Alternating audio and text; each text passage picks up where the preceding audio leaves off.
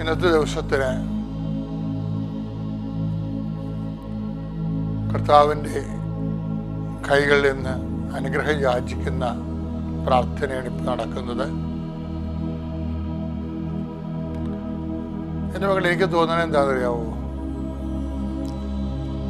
നിങ്ങൾ അച്ഛൻ്റെ പ്രാർത്ഥന കൂടുന്ന സമയത്ത് എന്തെങ്കിലും നിങ്ങളുടെ കൈ, ഇപ്പോൾ ഇന്നൊരു പ്രമാണം നടക്കുന്ന ദിവസമാണ്, അല്ലെങ്കിൽ എഗ്രിമെൻ്റ് നടത്തുന്ന ദിവസമാണ്. അപ്പം അതിൻ്റെ നക്കലുണ്ടെങ്കിൽ നിങ്ങളതെടുത്ത് കൈ പിടിക്കണം. നിങ്ങൾ ഇന്നൊരു സർട്ടിഫിക്കറ്റിന് പോണ ദിവസമാണ്. അപ്പോൾ അതിനു വേണ്ടി അവിടെ കൊടുക്കേണ്ട ഒപ്പിട്ട് കൊടുക്കേണ്ട പേന, അങ്ങനെയുള്ളത് കൈ പിടിക്കണം. അപ്പം ഇന്ന് എന്തൊക്കെയാണ് വേണ്ടത്? ഇപ്പം ഇന്നൊരു അഡ്വാൻസ് കൊടുക്കുന്ന ദിവസമാണ്. അതിൻ്റെ 10 രൂപ അല്ലെങ്കിൽ 100 രൂപ എടുത്ത് കൈ പിടിക്കണം ഈ പ്രാർത്ഥനയുടെ സമയത്ത്. അപ്പം ഞങ്ങൾക്ക് സമയം തരാം, മക്കൾക്ക് എടുത്തുകൊണ്ട് വരാനൊക്കെയുള്ള സമയം തരാം. ഇനി ഏതെങ്കിലും ഒരു പ്രത്യേക, ഇപ്പം അടുക്കള കെട്ടാൻ പോവുകയാണ്, അപ്പം നിങ്ങൾ അച്ഛൻ്റെ മൊബൈലുമായിട്ട് ആ അടുക്കള കെട്ടുന്ന സ്ഥലത്ത് പോയി നിൽക്കണം. ഒരു എക്സ്റ്റൻഷൻ എടുക്കാൻ പോവുകയാണ്, അല്ലെങ്കിൽ കാർ ഷെഡ് ഇടാൻ പോവുകയാണ്, അല്ലെങ്കിൽ ഗേറ്റ് വെക്കാൻ പോവുകയാണ്. അപ്പോൾ നിങ്ങൾ ഇപ്പം ഞാൻ ഇന്നിപ്പോൾ ഇത് പറയണില്ലേ, ഇപ്പം നാളെ മുതൽ നിങ്ങൾ ഈ ആ സബ്ജക്റ്റ് വൈസായിട്ടുള്ള സ്ഥലങ്ങളിൽ നിൽക്കുന്നത് കർത്താവിന് ആ ഭൂമിയെ, ആ സ്ഥലത്തെ, ആ ഇടത്തെ ഏൽപ്പിക്കണം. ഓക്കെ, പ്രാർത്ഥനയിലേക്ക് വരാം. കർത്താവ് നിന്റെ ഉന്നതമായ നാമത്തിന് സ്വസ്ഥം ചെയ്യുന്നു. മക്കള് ഇന്ന് അവരുടെ ജീവിതത്തെ ബാധിക്കുന്ന പല വിഷയങ്ങൾ കർത്താവ് ഈ സ്ഥലത്ത് തന്നെ ഇപ്പോഴും പ്രയർ ഇൻറ്റൻഷൻസ്, പ്രാർത്ഥനാ നിയോഗങ്ങൾ ടൈപ്പ് ചെയ്തുകൊണ്ടിരിക്കുന്നവരുണ്ട്. ഈശോയെ, അവർ ടൈപ്പ് ചെയ്യുന്ന നിയോഗങ്ങളെ അങ്ങയുടെ തിരുസനെ സ്വാഗതിച്ച് പ്രാർത്ഥിക്കുന്നു. കർത്താവ് ശരീരത്തിന് പാണ്ടുള്ളവർ ഇപ്പം നീ കാണിച്ചു തരുന്നുണ്ട്. പ്രത്യേകിച്ച് നെറ്റിയിൽ സൈഡിലൊക്കെ പാണ്ട് പോലെ ഇരിക്കുന്നവർ കാണിച്ചു തരുന്നു. അവരെല്ലാം നീ വിശുദ്ധമായ രക്തത്താൽ അവർ തളിക്കണമെന്ന് പ്രാർത്ഥിക്കുന്നു. കർത്താവ് ശരീരം വല്ലാതെ ചുരുങ്ങി വരുന്നവർ, കിഡ്നി ചുരുങ്ങുന്നവർ, സമയത്തായ ശ്വാസകോശം ചുരുങ്ങുന്നവർ, അവരെ എല്ലാം കർത്താവ് നിന്റെ വിശുദ്ധമായ രക്തത്താൽ അങ്ങ് കഴുകണമെന്ന് പ്രാർത്ഥിക്കുന്നു. ആന്തരിക അവയവങ്ങളെ കഴുകണമേ കർത്താവ്. നിന്റെ ഉന്നതമായ നാമത്തിൽ മക്കൾ സൗഖ്യം പ്രാപിക്കട്ടെ ഈശോയെ. കർത്താവ് പലതരത്തിലുള്ള കേസുകളിൽ പെട്ടിരിക്കുന്നവരുണ്ട്. കുടുംബ കോടതിയിൽ, അതുപോലെ തന്നെ മറ്റു തരത്തിലുള്ള സിവിൽ കോടതിയിൽ, പറമ്പ് സംബന്ധമായ കേസുകൾ, ജോലി സംബന്ധമായ കേസുകൾ.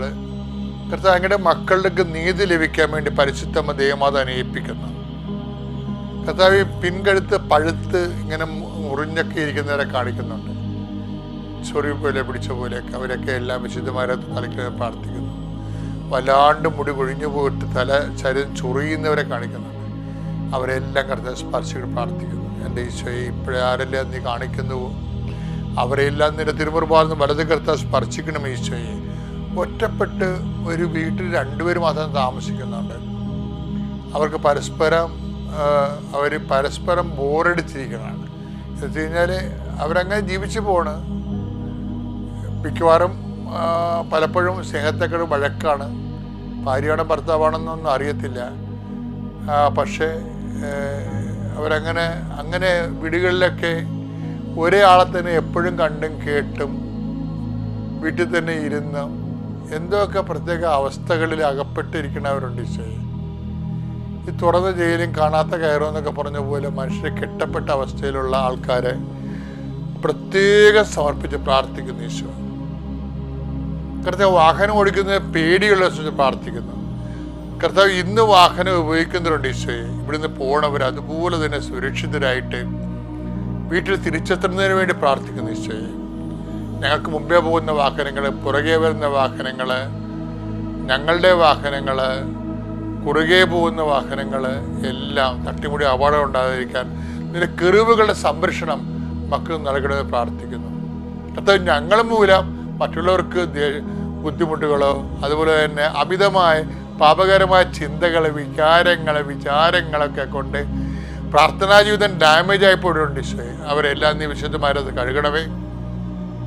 കൂടുതൽ ദൈവസ്നേഹത്തിൽ അവർ വളരാനും പുലരാനും ഇടയാക്കണം പ്രാർത്ഥിക്കുന്നു.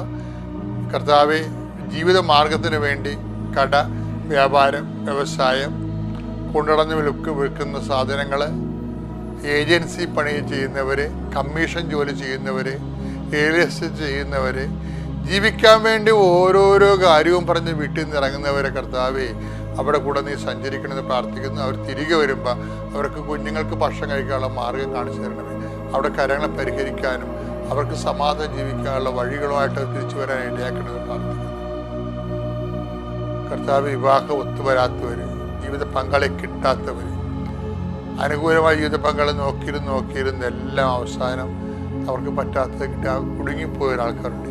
എൻ്റെ പേരിൽ എപ്പോഴും വീട്ടിൽ പള്ളിപ്പുരം പോകാൻ തോന്നാത്ത ആൾക്കാർ എപ്പോഴും കെട്ടണില്ലേ, അതൊന്നും ആയില്ലേ എന്നൊക്കെ ചോദിക്കും. അങ്ങനെ ആൾക്കാരുടെ വർത്തമാനങ്ങൾ കാരണം പള്ളിയെയും സമൂഹത്തെയും ഒക്കെ വെറുത്ത് ഇങ്ങനെ ഡിപ്രഷൻ അടിച്ച് ഉള്ളിലേക്ക് ചുരുങ്ങി വീട്ടിൽ നിന്ന് ഇറങ്ങാത്തമോ ഇങ്ങനെ ഭാവ വ്യത്യാസത്തിൽ മുഖം ഇങ്ങനെ കല്ലുപോലെ നടക്കുന്ന ആൾക്കാരുണ്ട്. ഇങ്ങനെ കുറേ മനുഷ്യർ വേദനിക്കുന്നുണ്ട്. അവരാരും സഹായിക്കും? നിനക്ക് മാത്രമേ സഹായിക്കാൻ പറ്റുന്നുള്ളൂ. ഈ പ്രഭാതത്തിൽ, ഈ ക്രിസ്മസിൻ്റെ കാലഘട്ടത്തിൽ അവർക്ക് ഒരു സന്തോഷം കൊടുക്കണമെന്ന് പ്രാർത്ഥിക്കുന്നു. എൻ്റെ കർത്താവിന് ഉന്നതമായ നാമത്തിൽ, സഭയുടെ അധികാരത്തിൽ, കുരിശടയാളത്തിൽ കർത്താവിൻ്റെ ശക്തി ആവശ്യിക്കട്ടെ. നിന്നെ കർത്താവ് സന്ധിക്കട്ടെ, നിന്നെ കർത്താവ് വീണ്ടെടുക്കട്ടെ. മാതാവ് നിനക്ക് വേണ്ടി മധ്യസ്ഥ വഹിക്കട്ടെ. പിതാവിൻ്റെയും പുത്രൻ്റെയും പരിശുദ്ധാത്മാവിൻ്റെയും നാമത്തിൽ ആമേൻ. സർവശക്തനായ പിതാവും ആകാശത്തിൻ്റെയും ഭൂമിയുടെയും സൃഷ്ടാവുമായ ദൈവത്തിൽ ഞാൻ വിശ്വസിക്കുന്നു. അവിടുത്തെ ഏകപുത്രനും ഞങ്ങളുടെ കർത്താവുമായ ഈശോ മിശിഹായിലും ഞാൻ വിശ്വസിക്കുന്നു. ഈ പുത്രൻ പരിശുദ്ധാത്മാവിനാൽ ഗർഭസ്ഥനായി കന്യകാമറിയത്തിൽ നിന്ന് പിറന്ന് പൊന്തിയോസ് പീലാത്തോസിന്റെ കാലത്ത് പീഡകൾ സഹിച്ച് കുരിശിൽ തറയ്ക്കപ്പെട്ട് മരിച്ച് അടക്കപ്പെട്ട് പാതാളങ്ങളിൽ ഇറങ്ങി മരിച്ചവരുടെ ഇടയിൽ നിന്ന് മൂന്നാം നാൾ ഉയർത്ത് സ്വർഗത്തിലേക്ക് എഴുന്നള്ളി സർവശക്തിയുള്ള പിതാവായ ദൈവത്തിന്റെ വലതുഭാഗത്തിരിക്കുന്നു. അവിടെ നിന്ന് ജീവിക്കുന്നവരെയും മരിച്ചവരെയും വിധിക്കുവാൻ വരുമെന്നും ഞാൻ വിശ്വസിക്കുന്നു. പരിശുദ്ധാത്മാവിലും ഞാൻ വിശ്വസിക്കുന്നു. വിശുദ്ധ കത്തോലിക്കാ സഭയിലും പുണ്യവാന്മാരുടെ ഐക്യത്തിലും പാപങ്ങളുടെ മോചനത്തിലും ശരീരത്തിന്റെ ഉയർപ്പിലും നിത്യമായ ജീവിതത്തിലും ഞാൻ വിശ്വസിക്കുന്നു. ആമേൻ. സുഖസ്ഥനായ ഞങ്ങളുടെ പിതാവേ, അങ്ങയുടെ നാമം പൂജിതമാകണമേ. അങ്ങയുടെ രാജ്യം വരണമേ. അങ്ങയുടെ തിരുമനസ് സ്വർഗത്തിലെ പോലെ ഭൂമിയിലും ആകണമേ. അന്നു വേണ്ടുന്ന ആഹാരം ഇന്ന് ഞങ്ങൾക്ക് തരണമേ.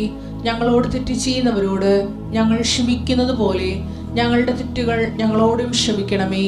ഞങ്ങളെ പ്രലോഭനത്തിൽ ഉൾപ്പെടുത്തരുതേ, തിന്മയിൽ ഞങ്ങൾ രക്ഷിക്കണമേ. ആമേൻ. നന്മ നിറഞ്ഞ മറിയമേ, സ്വസ്തി. കർത്താവ് അങ്ങയുടെ കൂടെ സ്ത്രീകളിൽ അങ്ങ് അനുഗ്രഹിക്കപ്പെട്ടവളാകുന്നു. അങ്ങയുടെ ഉദരത്തിൻ ഫലമായി ഈശോ അനുഗ്രഹിക്കപ്പെട്ടവനാകുന്നു. പരിശുദ്ധ മറിയമേ, തമ്പുരാന്റെ അമ്മേ, പാപികളായ ഞങ്ങൾക്ക് വേണ്ടി ഇപ്പോഴും ഞങ്ങളുടെ മരണസമയത്തും തമ്പുരാനോട് അപേക്ഷിക്കണമേ. ആമേൻ. നമ്മൾ വായിക്കുന്ന വചനം ലൂക്കാ സുവിശേഷം 9-ാം അധ്യായം 57-58 തിരുവചനങ്ങളാണ്. അവർ പോകും വഴി ഒരുവൻ അവനോട് പറഞ്ഞു, നീ എവിടെ പോയാലും ഞാൻ നിന്നെ അനുഗമിക്കും. യേശു പറഞ്ഞു, കുറുനരികൾക്ക് മാളങ്ങളും ആകാശത്തിലെ പക്ഷികൾക്ക് കൂടുകളും ഉണ്ട്, മനുഷ്യപുത്രന് തലചായ്ക്കാൻ ഇടമില്ല. എന്നെ എപ്പോഴും, എന്നെ മാത്രമല്ല ലോകത്തെ മുഴുവൻ സ്പർശിച്ചൊരു വചനമാണിത്. ഈശോയ്ക്ക് മനുഷ്യപുത്രന് തലചായ്ക്കാൻ ഇടമില്ല എന്നുള്ളത്. അത് കർത്താവും തെരുവിൽ ഉറങ്ങുന്ന ഒത്തിരി ആൾക്കാരെ കണ്ടു കാണും. കർത്താവും തെരുവിൽ ഉറങ്ങിയിട്ടുണ്ട് ജീവിതകാലത്ത് എല്ലാം. അവരിങ്ങനെ എല്ലാ ആൾക്കാരുടെ കൂടെയും കർത്താവ് അവരുടെ ജീവിതാവസ്ഥകളിലെല്ലാം കർത്താവ് സന്ധിക്കുകയും അതെല്ലാം പ്രാർത്ഥനയുടെയും സന്ധിപ്പിൻ്റെയും ദൈവത്തിൻ്റെ കരുണയുടെയും ഒക്കെ മേഖലയാക്കി അത് മാറ്റിയിട്ടുണ്ട് സുവിശേഷത്തിൽ. പക്ഷെ ഇവിടെ നമ്മൾ വായിക്കണത് മനുഷ്യപുത്രനെ തലചായ്ക്കാൻ ഇടമില്ല എന്നാണ്. നമ്മൾ ഇന്നത്തെ ഭാഷയിലൊക്കെ പറഞ്ഞ സ്പേസ് ഇല്ലെന്നാണ് എൻ്റെ അർത്ഥം. എല്ലാവരും ആൾക്കാർ നോക്കണത് സ്പേസ് ഉണ്ടാക്കുന്നതല്ലേ.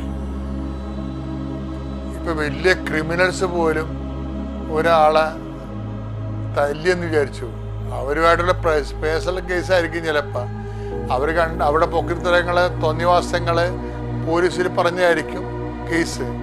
പക്ഷെ അതിൻ്റെ പേരിൽ ഇവർ ഉപദ്രവിക്കും. പക്ഷെ നാട്ടുകാർ ചോദിക്കുക പറയും, അയാൾ ആരെങ്കിലും തോണ്ടിയിട്ടത് ഞാൻ കണ്ടതാണ്, അതുകൊണ്ടാണ് ആ വഴിയെ നടക്കാത്തത് കൊണ്ട്. അപ്പോൾ ഇവൻ നല്ല പിള്ളയായി എന്ന് വെച്ചാൽ അവൻ്റെ തോന്നിവാസങ്ങളിൽ നിന്ന് ഇങ്ങനെ ആൾക്കാരുടെ മുമ്പിൽ വൈറ്റ് വാഷ് ചെയ്യാൻ വേണ്ടി ഒരു സ്പേസ് കണ്ടെത്തുകയും അങ്ങനെ കുറേ ആൾക്കാരുണ്ട്. അതായത് സ്പേസ് ഇല്ലാത്തവരും ഉണ്ട്. കാര്യം കുടുംബത്തിൽ ഇപ്പോൾ മുതിർന്നവർ, ഇപ്പോൾ ഇളയ മക്കളൊക്കെ ഉണ്ടല്ലേ, ഇളയ മക്കളൊക്കെ എപ്പോഴും ഒരു ദാർഢ്യമുള്ള മക്കളായിരിക്കും മിക്കവാറും. എല്ലാവരും അല്ല, എന്താ കാര്യം, അവർ വളർന്നു വരുമ്പോൾ മൂത്ത മക്കൾക്ക് ഭയങ്കര സ്നേഹം കിട്ടുന്നു, അത്രയും സന്ധിപ്പ് ഇവർക്ക് കിട്ടത്തില്ല. ഇവിടെ കുറ്റങ്ങൾ അന്വേഷിക്കുന്നു, തിരക്കുന്നു, അങ്ങനെയൊക്കെ വരുമ്പോൾ ഇവർക്ക് വളരാനുള്ള സ്പേസ് കിട്ടത്തില്ല. പിന്നെ ഇവർ ഇടിച്ചു തല്ലിയാണ് ആ കുടുംബത്തിൽ സ്വന്തം വ്യക്തിത്വം ഉറപ്പിക്കണം. അപ്പോൾ അവർ റഫായിരിക്കും, സ്പേസ് കിട്ടാത്തത് കൊണ്ടാണ്. അപ്പോൾ ജീവിതത്തിൻ്റെ എല്ലാ മേഖലകളിലും ഇതുപോലെ സ്പേസ് കിട്ടാത്ത അവസ്ഥകളാണ്. ഇപ്പോൾ കുടുംബത്തിലൊക്കെ അവിടെ സ്കൂളിലൊക്കെ ഭയങ്കര കോമ്പറ്റീഷനല്ലേ, 96.5, 96.4, 97, 96.3 എന്നൊക്കെ പറഞ്ഞ് നിന്ന് ഒപ്പം നിൽക്കുകയാണ്. പരീക്ഷയുടെ പേപ്പർ കാണിക്കുമ്പോൾ പിള്ളേരൊക്കെ ഇങ്ങനെ ശ്വാസം പിടിച്ചിരിക്കുകയാണ്. ഒന്നുമില്ലേ, ഏതാണ്ട് തോറ്റ പിള്ളേരെക്കാൾ കഷ്ടമായിട്ടിരിക്കുകയാണ്. ആരാണ് 97കാരൻ്റെ ഇരിപ്പ് കണ്ട എന്ന് വെച്ച് കഴിഞ്ഞാൽ ഈ വരുമ്പോൾ അവന് 1ാം റാങ്കുകാരനാകാനുള്ള സ്പേസ് അവിടെ ഇല്ല. കാര്യം 97കാരനുണ്ട്. അപ്പം 4 മാർക്ക് കുറവാണ്. പിന്നെ ആ പുസ്തകം ആ പേപ്പറും എടുത്തുകൊണ്ട് പിന്നെ ടീച്ചറിൻ്റെ പുറകെ ഹറാസ് ചെയ്ത് നടക്കാൻ വേണമെങ്കിൽ അമ്മനെ അപ്പനെ ഒക്കെ വിളിപ്പിക്കും. എന്തിനാ, ഒരു കഥയില്ലെന്ന് നമുക്കറിയാം. ആ 4 മാർക്കിന് വേണ്ടി ഇവർക്ക് എന്തെല്ലാം കസരത്ത് കാണിക്കാം. ഈ കസരത്ത് കാണിക്കുന്നവർ ജീവിതകാലം മുഴുവനും കസരത്ത് കാണിക്കും. മാർച്ച് കള പോട്ട എന്ന് വെച്ചാൽ പോകാനേ ഉള്ളൂ. സ്പേസ് ഇല്ല. അത് ക്രിസ്തുവിൻ്റെ കൂടെ എണ്ണപ്പെടുക എന്നുള്ളത് വലിയൊരു സംഭവമാണ്. അപ്പോൾ ഒന്നിലും നിരാശപ്പെടേണ്ട. ഇപ്പോൾ എനിക്ക് ഇപ്പോൾ ഇലക്ഷൻ വന്നപ്പോൾ ഞാൻ തോറ്റു, അല്ലെങ്കിൽ തിരഞ്ഞെടുപ്പ് ഇപ്പോൾ ഞങ്ങളുടെ കുടുംബത്തിലാ, നാട്ടിലാ, അയൽക്കൂട്ടത്തിലാ, അല്ലെങ്കിൽ ഓഫീസിലാ, പാർട്ടിയിലാ നിങ്ങളെ സൈഡ് ലൈൻ ചെയ്തു. ഓക്കെ, സ്പേസ് ഇല്ല, നമുക്ക് സ്പേസ് കിട്ടിയില്ല. ജീവിതകാലം മുഴുവൻ സ്പേസ് കിട്ടാതിരുന്ന ഒരാളാണ് ഈശോ. സത്തത്തിൽ സ്ഥലം ലഭിച്ചു, സ്പേസ് കിട്ടിയില്ല, അങ്ങനെ തൊഴുത്തിലായി. പിന്നീട് ഇവർ വരുമ്പോഴെല്ലാം മനുഷ്യപുത്രന് തലചായ്ക്കാൻ ഇടമില്ല, സ്പേസ് ഇല്ല. കുരിശെ ഭൂമി കിടക്കാൻ പോലും സ്പേസ് ഇല്ല, കുരിശെ കിടക്കണം. പിന്നെ അടക്കാൻ പോലും സ്പേസ് ഇല്ല. അരുതിമയത്തേക്കും ജോസഫിൻ്റെ കല്ലറയിലാണ്.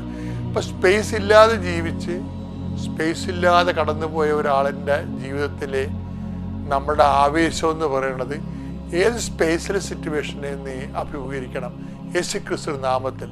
അപ്പം കർത്താവിൻ്റെ കൃപ നിന്നിലേക്ക് ആവശ്യിക്കുകയും നീ ശക്തിപ്പെടുകയും ചെയ്യും. പ്രേസലാണ്.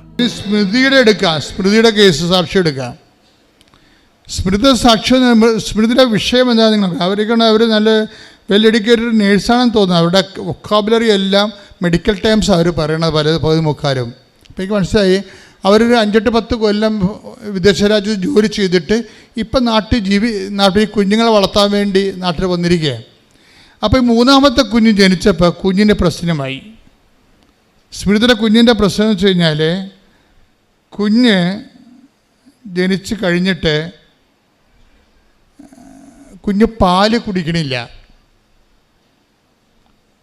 അപ്പം നമുക്കറിയാമല്ലോ, കുഞ്ഞുങ്ങളാണെങ്കിൽ പാല് ഇൻസ്റ്റിങ്ക്റ്റ് ഉള്ള കാരണം ജനിച്ച നമ്മൾ അമ്മമാരുടെ അമ്മിഞ്ഞപ്പാല് അവരെടുത്ത് കുടിക്കുവാനുള്ള കുഞ്ഞുങ്ങളാണ്. ശരിക്കും അവരുടെ നമ്മൾ ഉറങ്ങിക്കിടന്നാലും അവർ കുടിക്കും. അതാണ് അവർക്ക് ദൈവം കൊടുത്തിരിക്കുന്ന ഇൻസ്റ്റിങ്ക്റ്റ്, അതാണ്. പക്ഷേ കുഞ്ഞിന് വായിക്കൊണ്ട് വെച്ച് കൊടുത്തിട്ടും കുഞ്ഞ് പാല് കുടിക്കണില്ല.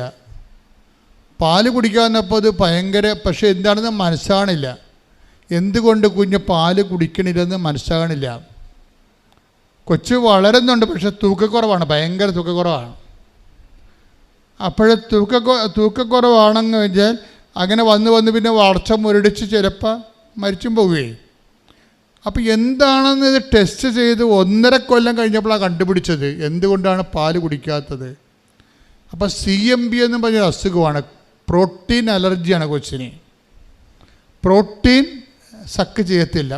ഈ പാലിൻ്റെ അകത്ത് പ്രോട്ടീനുള്ള കാരണം അത് അലർജിയാണ്, കൊച്ച് റിജക്റ്റ് ചെയ്യും. പക്ഷെ അത് കണ്ടുപിടിച്ചപ്പോൾ ഡോക്ടർ അതിന് പകരം എന്ത് ചെയ്യാനാണ്, പാല് സാധാരണ കുഞ്ഞുങ്ങൾ വന്ന് നമ്മുടെ അടുത്ത് പാല് കുടിക്കത്തില്ലേ, പക്ഷെ കുഞ്ഞു വരണമില്ല, കൊടുത്തിട്ടും കുടിക്കണില്ല. അപ്പോൾ വേറെ ഫോർമുല മിൽക്ക് കൊടുത്ത്, ഫോർമുല ഈ പാലിൻ്റെ അകത്തുള്ള കണ്ടൻസൊക്കെ വെച്ചിട്ടുണ്ട്, എക്സ്ട്രാ ആയിട്ട് നമ്മൾ എക്സ്റ്റേണൽ ഫീഡിങ് നടത്തി.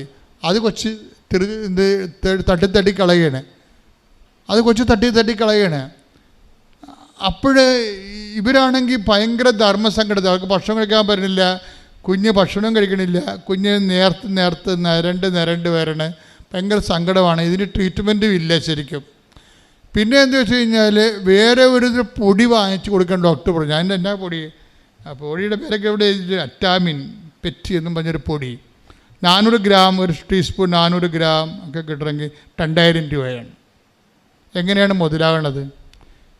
നിങ്ങളൊന്ന് ചിന്തിച്ചേക്ക്. അമ്മിഞ്ഞപ്പാൽ കുഞ്ഞ് കുടിക്കുമ്പോൾ നിങ്ങളവർക്കും അമ്മിഞ്ഞപ്പാൽ കുടിക്കുന്നത് നാച്ചുറലാണെന്ന്. ഈ സാധനം ഒന്ന് കുടിക്കാതിരുന്ന് നോക്കണം, നമ്മുടെ വസ്തു എഴുതി കൊടുക്കേണ്ടി വരും.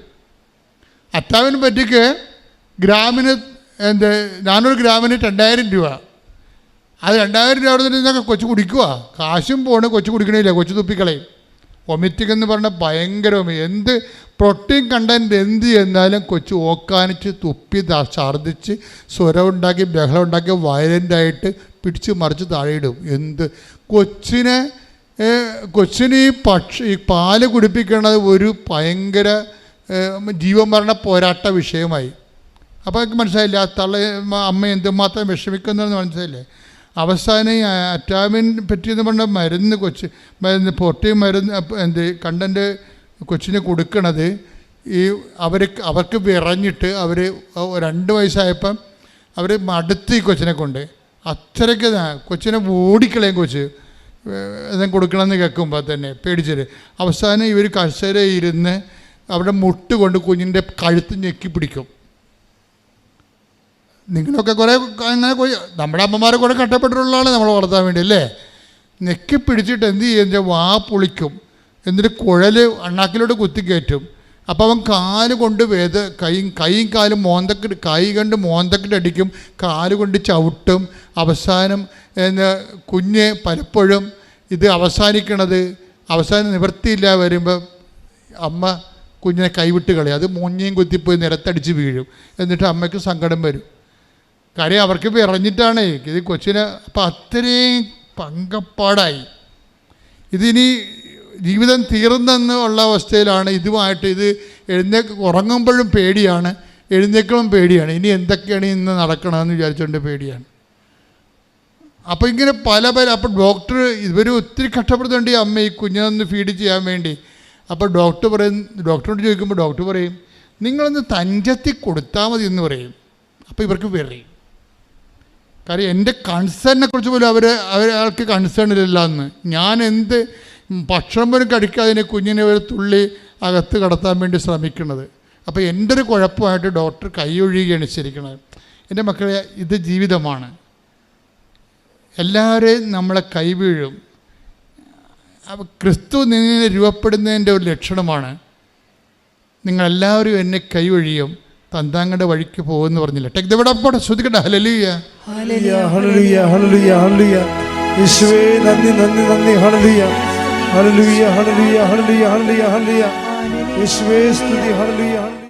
യോഹന്നാൻ 16:32. യോഹന്നാൻ 16:32. എന്നാൽ നിങ്ങൾ ഓരോരുത്തരും പറഞ്ഞേ, എന്നാൽ നിങ്ങൾ ഓരോരുത്തരും താന്താങ്ങളുടെ വഴിക്ക് ചിതറിക്കപ്പെടുകയും എന്നെ ഏകനായി വിട്ടുപോവുകയും ചെയ്യുന്ന സമയം വരുന്നു, അല്ലാതെ വന്നു കഴിഞ്ഞു. എങ്കിലും ഞാൻ ഏകനല്ല, കാരണം പിതാവ് എന്നോട് കൂടെയുണ്ട്. ഇപ്പം ക്രിസ്തു എന്നുള്ള ഒരു അനുഭവ പാക്കേജിലുള്ളതാണ് നമുക്ക് കൂടെയുള്ളവരെ കൈവിട്ട് കളയണത്. നിങ്ങൾ ഓർത്തേക്കണം. പക്ഷേ ക്രിസ്തു നിങ്ങൾ രൂപപ്പെട്ട് വരുമ്പോൾ നമുക്കറിയാൻ പറ്റും, അതിൻ്റെ മണം വരും. എന്താണ്? കൂടെയുള്ളവർ നമ്മുടെ സെക്യൂരിറ്റി ആയിട്ട് നമ്മൾ കണ്ടുവച്ചിരിക്കുന്ന ആൾക്കാർ പതുക്കെ നമ്മളെ കൈയൊഴിയും. അപ്പം നിങ്ങൾ സന്തോഷിക്കണം. എന്താ കാര്യം? അപ്പോൾ നിങ്ങൾ ആഹ്ലാദിച്ച് ഉല്ലസിക്കുവിൻ. പ്രതിഫലം വലുതായിരിക്കും വരാൻ പോണത്. എന്നുവെച്ചാൽ അത് പ്രതിഫലം എന്താ? നമ്മുടെ പ്രതിഫലം ക്രിസ്തുവാണ്. പ്രതിഫലം ഒരു വിശ്വാസിയുടെ പ്രതിഫലം ക്രിസ്തുവാണ്. വലിയ പ്രതിഫലം എന്നാണ് ബൈബിൾ പറയണത്. നിങ്ങളുടെ പ്രതിഫലം വലുതായിരിക്കുമെന്ന്. അപ്പോൾ ദൈവരാജ്യത്തിലെ ഒരു വ്യക്തിക്കുണ്ടാവുന്ന ഏറ്റവും വലിയ പ്രതിഫലം ക്രിസ്തുവാണ്. അപ്പോൾ ഈ പ്രതിഫലം നമുക്ക് കിട്ടാൻ പോകുമ്പോഴാണ് മറ്റുള്ളവരെ തദ്ദാങ്ങൾ അവർക്ക് നിശ്ചയിച്ചപ്പെട്ട വഴിയിലേക്ക് അവർ പോകും. കാരണം ക്രിസ്തു ഒരു വലിയ പ്രതിഫലത്തിലേക്കുള്ളൊരു വിശ്വാസത്തിൻ്റെ യാത്രയാണ്. ആ പ്രതിഫല യാത്രയിൽ നമ്മൾക്ക് പോസിറ്റീവായിട്ടല്ല, ഇതിൻ്റെ പോസിറ്റീവ് എന്ന് പറയണത് ഇതിൻ്റെ നെഗറ്റീവാണ്. ലോകത്തിൽ പോസിറ്റീവാണ്, പക്ഷേ ആധ്യാത്മികതയിൽ പോസിറ്റീവ് എന്ന് പറയുന്നത് നെഗറ്റീവാണ്. എന്നുവെച്ചാൽ നമ്മുടെ അനുഭവങ്ങളാണ്. പറഞ്ഞില്ല, നിങ്ങളെല്ലാവരും എന്നെ ഉപേക്ഷിച്ച് താന്താങ്ങളുടെ വഴിക്ക് പോകും. പക്ഷെ എന്നിട്ട് പറയും ഞാൻ ഏകനല്ല, പിന്നെന്താണ്? പിതാവ്. അതാണ് ക്രിസ്തുവിന് കുരിശായി പോയത്. ക്രിസ്തുവിൻ്റെ ഏറ്റവും വലിയ കുരിശ് അതാണ്, ആ ഒരു വാക്കാണ്. എന്ന് വെച്ച് കഴിഞ്ഞാൽ പിതാവ് കൂടെയുണ്ടെന്ന്. ഇപ്പം പിതാവ് കൂടെ ഉണ്ടെങ്കിൽ ഏത് റോമാക്കാരായാലും ഏത് കുരിശുമരണക്കാരും ചമ്മട്ടിയായാലും ക്രിസ്തുവിന് ഏക്കത്തില്ലെന്ന് പിതാവിന് അറിയാം. അപ്പോൾ പീഡാസഹനങ്ങളിൽ വെള്ളം ചേർക്കപ്പെടുമെന്നുള്ള ഉറപ്പാണ്. പീഡാസഹനം പൂർത്തിയാകത്തില്ലെന്ന് ഉറപ്പാണ്. എന്താ കാര്യം? പിതാവ് ഉണ്ടെങ്കിൽ നമ്മുടെ ഏറ്റവും പ്രിയപ്പെട്ട ആൾ നമ്മുടെ കൂടെ നിൽക്കണം എന്നുണ്ടെങ്കിൽ നമുക്കൊരു ജയിലല്ല, ആണോ? അത് പിതാവ് കേട്ട് പിതാവിനറിയാം. മാനുഷികമായിട്ട് പറഞ്ഞതാണെങ്കിലും ഇതാണ് അവൻ്റെ മൈൻഡ് സെറ്റ് എന്നറിയാം.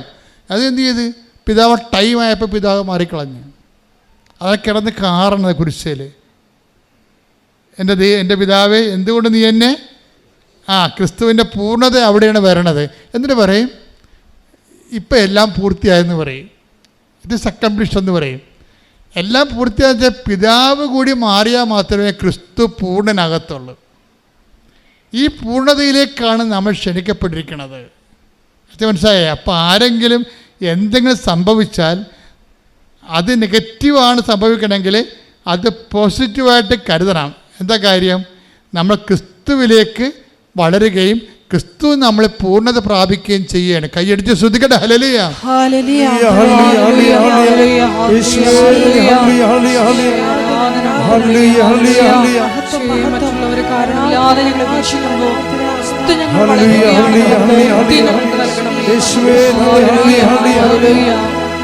ആരാധന